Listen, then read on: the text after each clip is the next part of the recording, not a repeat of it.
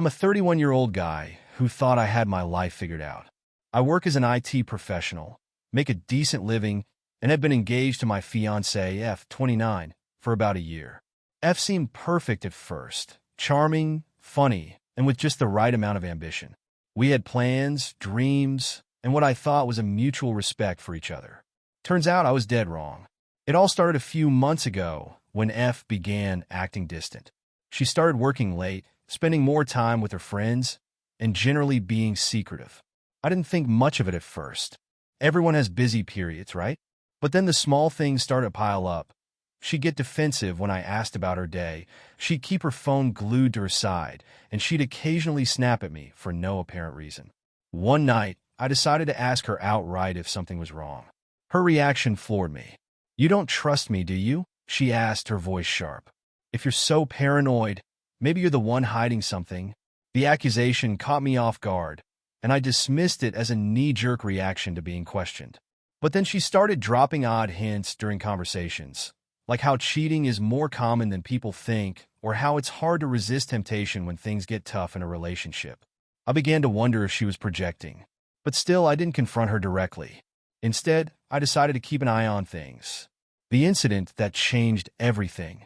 About 2 weeks later, I came home from work to find 2 police officers standing on my doorstep. They were there to question me about an alleged domestic incident. Apparently, someone had called in claiming I had been emotionally abusive and was cheating on my fiancée, which led her to fear for her safety. I was stunned. Not only was this completely false, but I had no idea where it was coming from.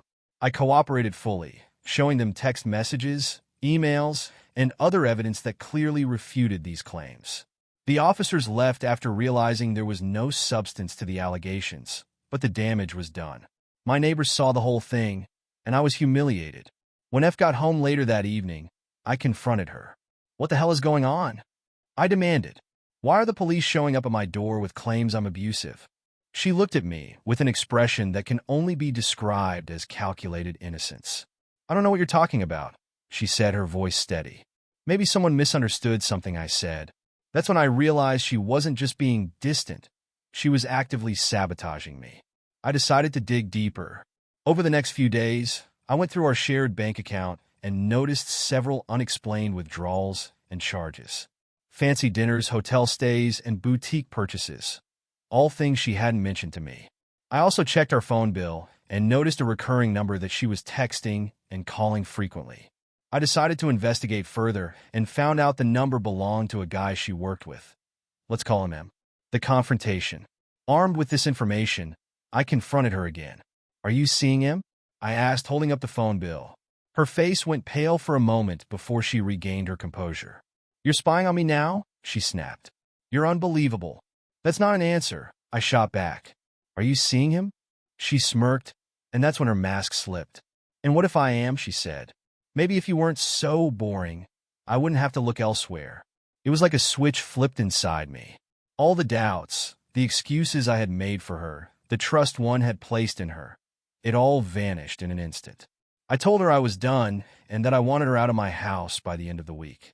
But F wasn't about to let me walk away that easily. The lies and the setup. The next day, I got a call from my boss.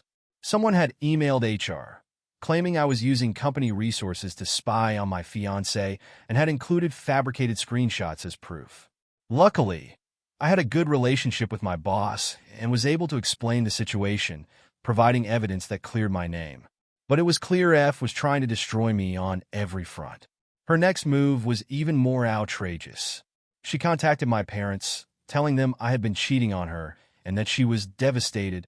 My mother called me in tears, asking how I could betray such a wonderful woman. It took hours to convince my family that F was lying.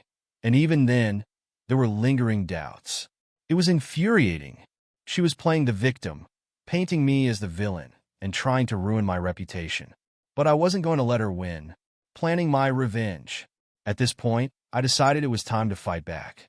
I hired a private investigator to gather evidence of her affair with him. Within a week, I had everything I needed.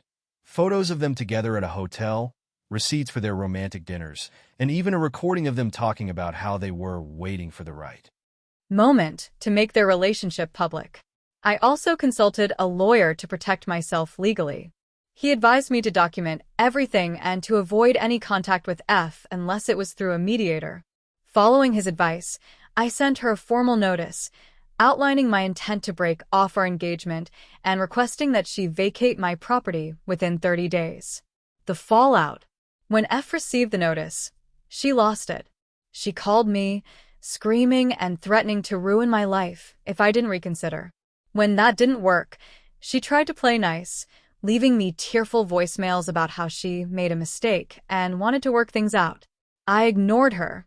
Meanwhile, I shared the evidence of her affair with our mutual friends and my family. The tide quickly turned in my favor, and F found herself isolated. Even her own friends started distancing themselves from her when they realized the extent of her lies. But the final blow came when I decided to go public with everything. I posted a detailed account of what had happened, complete with evidence, on social media.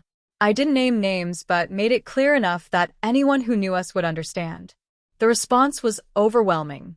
People reached out to offer support, and several mutual friends even apologized for believing F's lies. As for F, she was humiliated. Her affair with M became public knowledge, and she lost several work opportunities because of the scandal. M dumped her shortly afterward, realizing she was more trouble than she was worth. The legal showdown.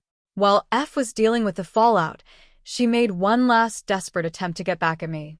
She filed a frivolous lawsuit, claiming emotional distress and defamation due to my social media post. My lawyer assured me the case was baseless, but advised me to prepare thoroughly just in case. We went to court, and I made sure to bring every piece of evidence I had: her false accusations to the police, the emails to my HR department, the private investigator's findings, and her threats. My lawyer shredded her arguments, pointing out that everything I had posted was factual and that she had no proof of any emotional distress beyond her embarrassment at being exposed.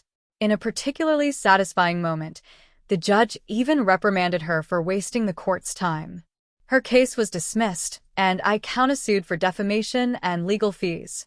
Not only did I win, but F was ordered to pay a significant amount in damages. Watching her face as the judgment was read was the ultimate vindication. The sweet taste of revenge. F's life spiraled after that. Word spread quickly in our social circles, and even at her workplace. She was let go from her job, not because of our personal drama, but because her reputation had taken such a hit that clients didn't want to work with her anymore. Meanwhile, I made it my mission to ensure she couldn't pull the same stunt on someone else. Using the legal judgment in my favor, I reported her actions to her professional licensing board. She worked in a field that required certification.